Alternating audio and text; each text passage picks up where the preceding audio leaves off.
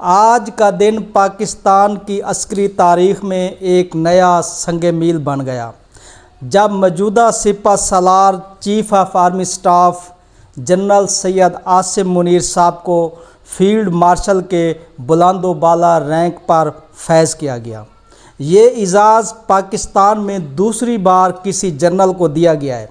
پہلا field marshal محمد ایوب خان تھے جنہیں 1958 میں یہ رینک دیا گیا تھا، اور اب تقریباً 66 سال بعد جنرل عاصم منیر کو یہ عظیم مرتبہ ملا ہے۔ فیلڈ مارشل کون ہوتا ہے؟ فیلڈ مارشل فوج کا سب سے بلند ترین عسکری رینک ہوتا ہے۔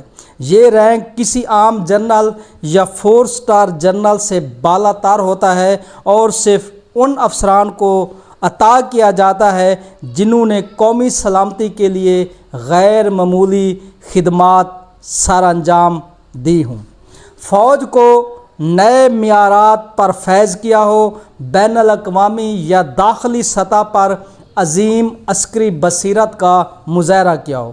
یہ ایک اعزازی رینک بھی ہوتا ہے اور تا حیات برقرار رہتا ہے۔ پاکستان میں فیلڈ مارشل کی تاریخ کچھ اس طرح ہے۔ محمد ایوب خان 1958 پہلے پاکستانی فیلڈ مارشل صدر پاکستان بھی بنے۔ 1965 کی جنگ کے دوران سربراہ ریاست رہے۔ دوسرے پاکستانی فیلڈ مارشل حافظ قرآن انٹیلی جنس کے سابق سربراہ اور موجودہ چیف آف آرمی اسٹاف، فوجی نظم و ضبط، پیشہ ورانہ شفافیت اور اعلیٰ قیادت کی علامت۔ جنرل عاصم منیر کا فیلڈ مارشل بننا کیوں اہم ہے؟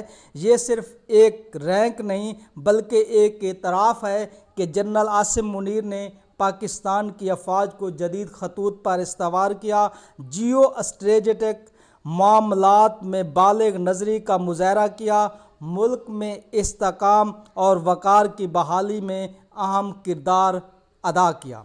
فیلڈ مارشل کا عہدہ صرف فوجی قیادت کا نام نہیں بلکہ یہ قومی اعتماد کا مظہر بھی ہوتا ہے۔ یہ اس بات کا ثبوت ہے کہ ایک سپہ سالار نے علم، تجربے، تدبر اور اصرار کے ساتھ اپنا فرض نبھایا۔ آج قوم ایک بار پھر اس رینک کو زندہ دیکھ رہی ہے جو کئی دہائیوں سے صرف تاریخ کی کتابوں میں موجود تھا۔ فیلڈ مارشل عاصم منیر نہ صرف افواج پاکستان کا فخر ہے بلکہ ایک نئی تاریخ کا عنوان ہے۔